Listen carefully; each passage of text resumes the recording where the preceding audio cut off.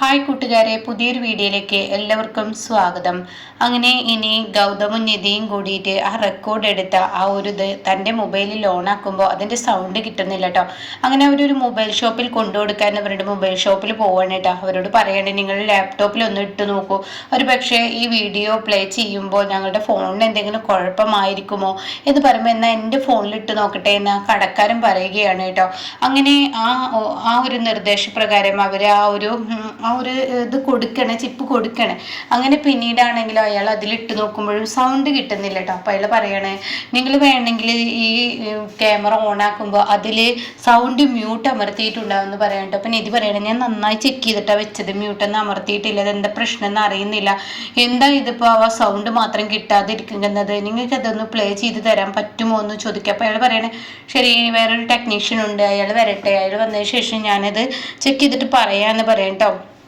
ഇതേ സമയം നിധിയും ഗൗതമും ആകെ ടെൻഷനാവണം. ഈശ്വരൻ, എന്തൊരു കഷ്ടമാണ്, നല്ലൊരു കാര്യം കയ്യിൽ കിട്ടിയിട്ടും അയാളെ കൊടുക്കാൻ പറ്റിയ ഒരു കാര്യമായിട്ടും തനിക്കത് കയ്യിൽ നിന്ന് വഴുതിപ്പോയത് വലിയൊരു തെറ്റായിപ്പോയി എന്ന ആ ഒരു കുറ്റബോധം ഇവരിൽ വന്നു തുടങ്ങുകയാണ് കേട്ടോ. ഇതേ സമയം ശിവാനി തൻ്റെ വീട്ടിലെത്തിയിരിക്കുകയാണ്. ശിവാനി ഇങ്ങനെ ഭ്രാന്ത് പിടിച്ച് രേണുകയോട് ദേഷ്യപ്പെടുമ്പോൾ രേണുക പറയണേ, ഇനി വന്നിട്ട് ഒത്തിരി നേരമായിട്ട് എനിക്ക് ഞാൻ ജ്യൂസ് എടുക്കട്ടെ എന്നൊക്കെ ചോദിക്കുമ്പോൾ, നിങ്ങളുടെ ജ്യൂസും വേണ്ട, മണ്ണാങ്കട്ടയും വേണ്ട, നീ എന്തിനാണ് എന്നോട് കലിപ്പ് കാണിക്കുന്നത്, പിന്നെ ഞാൻ എന്താ വേണ്ടത്, ഞാൻ നിങ്ങളോടല്ലാതെ വേറെ ആരോട് കലിപ്പ് കാണിക്കാനാണ്, എടി നിനക്കിപ്പോൾ എന്താ പ്രശ്നം, അതെ ആ വീട്ടിൽ ഞാനിങ്ങനെ താമസിക്കുമ്പോൾ എനിക്ക് എന്നോട് തന്നെ അറപ്പും വെറുപ്പും തോന്നുന്നു, എന്തിന് നീ ആ വീട്ടിൽ താമസിക്കുമ്പോൾ നിനക്ക് അറപ്പും വെറുപ്പും, അവർ നിന്നെ മകളായല്ലേ കാണുന്നത്, അതൊക്കെ അവരുടെ പറച്ചിലാണ്, എനിക്കറിയാം അവർക്ക് എത്രമാത്രമേ ഞങ്ങളോട് സ്നേഹം ഉണ്ടായിരിക്കുന്നത്, അവരുടെ ഓരോ ബെഡ്ഷീറ്റും പുതപ്പും എന്തിനു പറയണം, നടക്കുന്ന തറ പോലെ ഞങ്ങളോട് ഇത് നിങ്ങളുടെ വീടല്ല എന്ന് പറയുന്നത് പോലെ എനിക്ക് തോന്നുന്നു എന്ന് ജ്യോതിർമയെയും അതുപോലെ തന്നെ CKCയെയും കുറിച്ച് പറയണം കേട്ടോ. അപ്പോൾ ഈ സമയം രേണുക പറയണേ, നീ ഇപ്പം എന്തിനാ എന്നോട് ഇതൊക്കെ പറഞ്ഞിട്ട് കാര്യം, നിധിയും ഗൗതമും അല്ലേ ഞങ്ങൾക്ക് അവകാശപ്പെട്ട മുതൽ താമസിക്കുന്നത്, അതാണ് എന്നെ ചൊടിപ്പിക്കുന്നത്, അതുകൊണ്ട് തന്നെ എനിക്ക് പ്രണവുമായി ഒരു ദാമ്പത്യ ജീവിതത്തിന് പോലും എനിക്ക് ഇഷ്ടപ്പെടുന്നില്ല എന്നൊക്കെ ഞാൻ പറയട്ടെ. അപ്പോൾ അത് കേൾക്കുന്ന രേണുക പറയണേ, നീ എന്താണ് ഇങ്ങനെയൊക്കെ പറയുന്നത്. അപ്പോൾ അത് കേട്ടിട്ടാണ് കേട്ടോ അശോകം വരുന്നത്. അപ്പോൾ അശോകം പറയണേ, വളർത്തു ഗുണം എന്ന് പറയില്ലേ, അത് തന്നെയാണ് ഇവളിലുള്ളത്, ആര് ഇവളെ നന്നായി നോക്കിയാലും അവരുടെ കൈക്ക് കൊത്തുന്ന സ്വഭാവമാണ് ഇവൾക്ക് ഉള്ളത്, അതിൻ്റെ മകള് കാണിക്കും, അതാണല്ലോ അപ്പൊ കാണിച്ചുകൊണ്ടിരിക്കുന്നത് എന്നൊക്കെ എന്നെ പറയുന്നത് കേട്ടോ. അപ്പൊ ഈ സമയം സത്യത്തിൽ ഇതൊക്കെ കേൾക്കുമ്പോൾ ദേഷ്യം പിടിക്കുകയാണ് കേട്ടോ ശിവാനിക്ക്.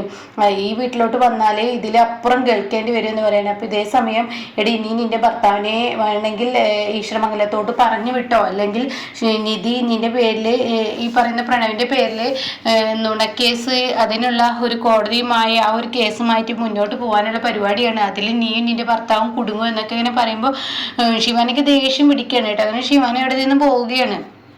ഇതേ സമയം ഇനിയിപ്പോൾ എന്താ ചെയ്യാന്നറിയാതെ ഇവരാകെ ടെൻഷനിലാവണം കേട്ടോ, നിധിയും ഗൗതമും. അങ്ങനെ നിധി പിന്നീട് എന്തായാലും വേണ്ടില്ല, പവിത്രൻ്റെ മകളെയും ഭാര്യയും ഒന്ന് ചെന്ന് കാണട്ടെ എന്ന് പറഞ്ഞിട്ട് ഗൗതമിൽ നിന്നും പവിത്രൻ്റെ മകളെയും ഭാര്യയും കാണാൻ വേണ്ടി പോവാണ് കേട്ടോ. അപ്പോൾ ആ സമയം പവിത്രൻ്റെ മകളെയും ഭാര്യയും കാണാൻ ചെല്ലുമ്പോൾ ആ വീട് കാണാൻ അടഞ്ഞു കിടക്കുന്നത് കേട്ടോ. ഇത് വല്ലാത്ത ടെൻഷനാക്കാണ് നിധിക്ക്. അങ്ങനെ നിധി ഓട്ടോ നിർത്തിയതിന് ശേഷം അവിടെ അങ്ങനെ ചോദിക്കുകയാണ്, ഈ വീട് എന്താ അങ്ങനെ അടഞ്ഞു കിടക്കുന്നത് എന്നതിന് ചോദിക്കുകയാണ്. അപ്പോൾ അറിയില്ല, ഈ വീട്ടിലുള്ള എവിടേക്ക് പോയി എന്ന് അറിയില്ല എന്ന് പറയുമ്പോൾ എനിക്ക് ടെൻഷനാവണം. ഈശ്വര, പവിത്രൻ്റെ ഭാര്യക്കും കുഞ്ഞിനും ഇനി എന്തെങ്കിലും സംഭവിച്ചിട്ടുണ്ടാവുമോ എന്നിങ്ങനെ ടെൻഷൻ അടിച്ച് അവിടെ ഇങ്ങനെ നിൽക്കുന്ന സമയത്ത് പെട്ടെന്ന് കാണുമ്പോൾ വേറൊരു വീട്ടില് പവിത്രൻ്റെ ഭാര്യയും കുഞ്ഞ് വന്നിറങ്ങുന്ന കേട്ടോ. അവരെ കാണുന്നതിനോട് കൂടി നിധിക്ക് ആശ്വാസമാണ്. അപ്പോഴേക്കും നിധി ഓടിച്ചെല്ലണം. അല്ല, ഇപ്പം എങ്ങനെയുണ്ട്, ഇപ്പോൾ കുഴപ്പമൊന്നുമില്ലല്ലോ, എന്താ നീ എവിടെയായിരുന്നു, നിങ്ങൾ എങ്ങോട്ടാ പോയിരുന്നു എന്നൊക്കെ നിധി നിർത്താതെ ചോദിക്കുമ്പോൾ തന്നെ പറയാണ്, ഞങ്ങൾ പോയത് പിന്നെ എനിക്കൊരു ജോലി കിട്ടിയിട്ടുണ്ട്, വീട്ടു ജോലിയാണ്, എങ്കിലും വേണ്ടില്ല എൻ്റെ മകളും ഞാൻ കഷ്ടപ്പെടാതെ ജീവിക്കാൻ, അതാണ് ഇപ്പോൾ നല്ലൊരു മാർഗ്ഗം, അപ്പോൾ അതുകൊണ്ട് ഞാൻ ആ വീട്ടു ജോലിക്ക് പോയിരിക്കുകയാണെന്ന് പവിത്രൻ്റെ ഭാര്യ പറയാം കേട്ടോ. എന്തായാലും നിധി നീ വന്നിട്ട് ഒത്തിരി നേരമായി, ഞാൻ നിങ്ങളെ കാണാത്തതുകൊണ്ട് ടെൻഷനായി, അപ്പോൾ നിങ്ങൾക്ക് എന്തെങ്കിലും സഹായം ചെയ്യണമല്ലോ, പവിത്രം ഇല്ലാത്തത് കൊണ്ട് തന്നെ നിങ്ങൾ വല്ലാതെ ബുദ്ധിമുട്ടിലാണെന്ന് എനിക്കറിയാം, അതുകൊണ്ട് ആ സഹായത്തിന് വേണ്ടി കൂടിയാണ് വന്നത് എന്നൊക്കെ പറയുമ്പോൾ അകത്തോട്ട് കയറാന്ന് പറയട്ടോ. അതേസമയം നിധി പറയണേ, പവിത്രനെ ഇനിയിപ്പോൾ രക്ഷിക്കാൻ എന്തായാലും എൻ്റെ മുന്നിൽ ഏതൊരു വഴി നുണ പറഞ്ഞിരിക്കുകയാണ് മൊഴിയെന്ന് പവിത്രനെ കൊണ്ട് പറയിപ്പിക്കുക, അതുപോലെ തന്നെ സാക്ഷികളെ കണ്ടെത്തുകയും വേണ്ടത്, സാക്ഷികൾ കിട്ടിക്കഴിഞ്ഞാൽ പവിത്രനെ ജയിലിൽ നിന്ന് ഇറക്കാൻ കഴിയും, അതിന് ആരെ സാക്ഷി എന്നറിയാനാണ് ഇപ്പം നടക്കുന്നത്. ഒരു ഡോക്ടർ ഉണ്ടായിരുന്നു, ആ ഡോക്ടറാണെങ്കിൽ ഞങ്ങളുടെ മുന്നിൽ സത്യം പറയുന്നില്ല, അത് CKC പറയുന്നതിന് പ്രകാരമാണ് നടക്കുന്നത്, പവിത്രൻ്റെ ആൾ തന്നെയായിരുന്നു, പക്ഷെ പവിത്രനൊന്നും ഇപ്പോൾ രക്ഷിക്കാൻ അയാളില്ല, കാരണം CKC പറയുന്ന വാക്കുകൾ കേൾക്കാൻ വിളിക്കാന്ന് പറയുമ്പോൾ രേണുക പറയുന്നത് എനിക്ക് നന്നായി അറിയാം പവിത്രനെ ഈ ഒരു അവസ്ഥ വന്നത് തന്നെ ഇപ്പോൾ CKC കാരനല്ലേ. അപ്പോൾ ഈ സമയം പവിത്രന്റെ മകള് പറയണേ ആര് പറഞ്ഞു അയാൾക്കെതിരെ സാക്ഷി ഇല്ലെന്ന്, ഞാനുണ്ടെന്ന് പറയട്ടെ. അപ്പോൾ ഇത് കേൾക്കുന്നതിനോട് കൂടി നിധി എന്താ മോളെ നീ പറഞ്ഞത്? അതെ ഞാനുണ്ട് സാക്ഷി പറയണേ, എൻ്റെ മുന്നിൽ വെച്ചാണല്ലോ എൻ്റെ അമ്മയുടെ നേർക്ക് കത്തി വെച്ചത്. CKC ഇങ്ങനെ പറഞ്ഞല്ലോ, CKCയുടെ ഗുണ്ടകൾ ഇവിടെ വന്ന് പറഞ്ഞല്ലോ പവിത്രൻ CKCക്ക് ഈ പറയുന്ന പ്രണവിനെ തട്ടിക്കൊണ്ടു പോയതെന്നും അതുപോലെ തന്നെ നുണ പറഞ്ഞാൽ മാത്രമേ നിങ്ങളുടെ ഭർത്താവിനെ വിട്ടുതരുന്ന എൻ്റെ അച്ഛനെ വിട്ടുതരും എന്നുള്ള അവര് എന്നോട് കൂടി വിട്ടാണല്ലോ പറഞ്ഞത്. അത് ഞാൻ കോടതിയിൽ പറഞ്ഞാൽ പോരെ എന്ന് ചോദിക്കുകയാണ് കേട്ടോ. ഇത് കേൾക്കുന്നതിനോട് കൂടി നിധി മോളെ നിന്റെ ഈ അച്ഛനോടുള്ള സ്നേഹം അത് പറയാതിരിക്കാൻ വയ്യ, മോൾക്ക് എന്തൊരു പക്വതയും പ്രാപ്തിയാണ് ഇത്ര ചെറുതിലേ എന്നൊക്കെയാണ് പറയുമ്പോൾ ഉടനെ പവിത്രന്റെ ഭാര്യ പറയണേ ഇവൾക്ക് അവളുടെ അച്ഛൻ ജയിലിൽ പോയത് മുതൽ ഇവൾക്ക് ടെൻഷനാണ്, അച്ഛ എന്നുള്ള ആ ഒരു ടെൻഷനാണ്. ഇവൾക്ക് അച്ഛനെന്ന് വെച്ച ജീവനാണ്, അങ്ങേർക്ക് മോളോടും. അതുകൊണ്ട് തന്നെ നിധി ഇവൾക്ക് അച്ഛനില്ലാതെ കഴിയില്ല എന്ന് പറയട്ടെ. അപ്പൊ കുഞ്ഞിനോട് പറയണേ നീ പേടിക്കണ്ട, നിന്റെ അച്ഛനെ ഞാൻ പുറത്ത് കൊണ്ടുവരും, എന്തായാലും ഈ വെർച്വൽ കേസ് കൊടുത്തിരിക്കുന്നത് വെറുതെ ഒന്നല്ല, അതിലെന്തായാലും തീർച്ചയായും നിന്റെ അച്ഛൻ പുറത്തു വരും എന്നൊക്കെ ഇങ്ങനെ പറയാണ് കേട്ടോ. ഇതേ സമയം ഈ പറയുന്ന CKC തൻ്റെ വീട്ടിലെത്താണ്. അപ്പോൾ വീട്ടിലെത്തിയിട്ട് കാര്യങ്ങളൊക്കെ ഞാൻ വിചാരിച്ചതുപോലെ ആക്കിയിട്ടുണ്ട്. ഈ പറയുന്ന രീതി അങ്ങോട്ടേക്ക് പോയപ്പോൾ ഞാൻ അവിടെ തടഞ്ഞു നിർത്തി എന്നുള്ള സത്യങ്ങളൊക്കെ പറയാൻ കേട്ടോ. അതൊക്കെ കേട്ടിട്ട് എന്തായാലും നിധി ഒരു വഴി അല്ലെങ്കിൽ ഒരു വഴി തുറക്കും, അവളുടെ സ്വഭാവം അങ്ങനെയാണ് എന്നുള്ള സത്യം വെളിപ്പെടുത്താണ് കേട്ടോ.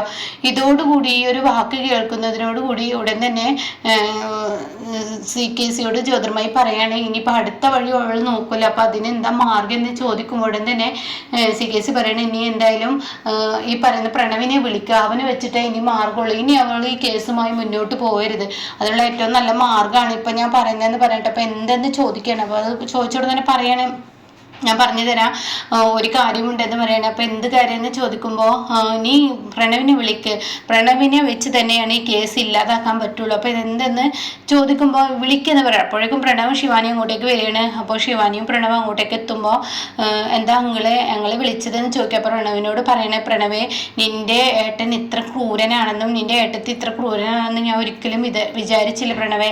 ഞാൻ ഈ കേസിനെ കുറിച്ച് ഞാൻ അന്വേഷിച്ചു, ചെറിയ കേസ് കൊടുക്കാൻ പോവാണ് നിധി എന്ന് പറഞ്ഞത് കേട്ടല്ലോ. പക്ഷെ അവര് അങ്ങനെയുള്ള കേസൊന്നല്ല കൊടുക്കുന്നത്, നിന്നെ കഷ്ടപ്പെടുത്താനുള്ള പരിപാടിയാണ്, നിനക്ക് ഏകദേശം ഒരു 10 വർഷം തടവുണ്ടാക്കാനുള്ള പരിപാടിയൊക്കെയാണ് അവർ ചെയ്തു വെക്കുന്നത്. അങ്ങനെയാണ് ഇപ്പൊ ഞാനിപ്പോ ചുളിവിൽ കേസിനെ കുറിച്ച് അറിഞ്ഞത്. അല്ലാതെ അവർ എനിക്കെതിരെ ഒരു കേസ് ഉണ്ടാക്കാനൊന്നല്ല ശ്രമിക്കുന്നത്. ഞങ്ങൾ നിനക്ക് വേണ്ടി ജയിലിൽ പോകാനും തയ്യാറാണ്, പക്ഷെ നിന്നെ കൊടുക്കാനാണ് മോനെ അവർ ശ്രമിക്കുന്നത് എന്നൊക്കെ പറയാൻ കേട്ടോ. അപ്പൊ ഇത് കേൾക്കുന്ന പ്രണവ് ചോദിക്കുക ഇനിയിപ്പോൾ എന്താ ചെയ്യുക, അതിനെന്താ മാർഗം? അതിനൊരേ ഒരു മാർഗമുള്ളൂ, ഇനി പാറുവിനോട് ചെന്നിട്ട് സത്യങ്ങൾ പറയണം. നിധിയും ഈ പറയുന്ന ഗൗതമും ഒരിക്കലും ഈ ഒരു കേസുമായില്ല, അതായത് വെർജറി കേസുമായിട്ടെല്ലാം മുന്നോട്ട് പോകുന്നത്, നുണക്കേസുമായിട്ടെല്ലാം മുന്നോട്ട് പോകുന്നത്, അവർ പോകുന്നത് എന്നെ കൊടുക്കാനാണ്, അമ്മക്ക് മാത്രമാണ് എന്നെ ഇതിൽ നിന്ന് രക്ഷിക്കാൻ കഴിയുള്ളൂ എന്നുള്ള സത്യമായിരിക്കണം നീ ചെന്ന് പറയേണ്ടത്. അതുകൊണ്ട് നിന്റെ പെറ്റമ്മയ്ക്ക് നിന്നെ രക്ഷിക്കാൻ കഴിയുള്ളൂ. അപ്പോൾ ഉടൻ തന്നെ ഇവിടെ പ്രണവ് പറയണേ എന്നെ കൊണ്ട് പറ്റത്തില്ല, ഞാനൊന്നും പോകത്തില്ല, ഞാൻ അങ്ങോട്ടേക്ക് കടക്കൂല പോകൂല എന്ന് പറയുമ്പോൾ ഉടൻ തന്നെ ശിവാനിയോട് കണ്ണിട്ട് കാണിക്കേണ്ട കേട്ടോ. അപ്പോൾ ശിവാനി പറയണേ പ്രണവേ നമ്മുടെ ആവശ്യമാണെങ്കിൽ നീ പോകണം, എന്നിട്ട് നിന്റെ വീട്ടിൽ പോയിട്ട് എൻ്റെ അമ്മയോട് ഈ കേസ് വേണ്ടെന്ന് വെക്കാൻ പറയണമെന്ന് പറയട്ടെ. പ്രണവ് പറയാ ഇല്ല പോവില്ല എന്ന് പറയട്ടെ. ഇതേ സമയം ശിവാനി വീണ്ടും ആവശ്യപ്പെടുമ്പോൾ ഉടൻ തന്നെ പ്രണവ് പറയണേ ശരി ഞാൻ ഈ കേസ് അവർ പിൻവലിപ്പിക്കാനുള്ള ആ വഴി ഞാൻ നോക്കിക്കോളാം എന്ന് പറയട്ടോ. അപ്പോൾ ഇങ്ങനെയൊക്കെയുള്ള ഒരു എപ്പിസോഡാണ് ഇനി വരുന്നത് കേട്ടോ.